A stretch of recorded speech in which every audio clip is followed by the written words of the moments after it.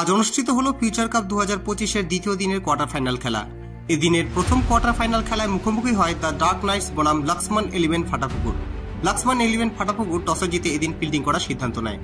The dark Knights প্রথমে batting করতে নেমে 11 ওভার 5 বলে 148 রানে অল আউট হয়ে যায়। জবাবে লাক্সমান 11 ফাটাপুকুর 8 ওভার 5 বলে 85 রানে অল আউট হয়ে যায়। এই ম্যাচে সেরা নির্বাচিত হয় দ্য ডার্ক নাইটস দলের রিজু। সে 23 বলে 60 রানের একটি ম্যাচ উইনিং ইনিংস খেলে। এদিনের দ্বিতীয় তথা অন্তিম কোয়ার্টার ফাইনাল ম্যাচে মুখোমুখি হয় ব্ল্যাকবার্ড বনাম কেসিসি। কেসিসি এদিন টসে জিতে প্রথমে ফিল্ডিং করার সিদ্ধান্ত নেয়। ব্ল্যাকবার্ড প্রথমে ব্যাটিং করতে নেমে নির্ধারিত 12 ওভারে 4 উইকেটের বিনিময়ে 111 রান করে। জবাবে কেসিসি 9 ওভার 4 বল খেলে 5 উইকেটের বিনিময়ে ম্যাচটি জিতে নেয়। ব্যাট হাতে 21 বলে 45 রান করার সুবাদে এই ম্যাচে সেরা নির্বাচিত হয় কেসিসি দলের রিপন।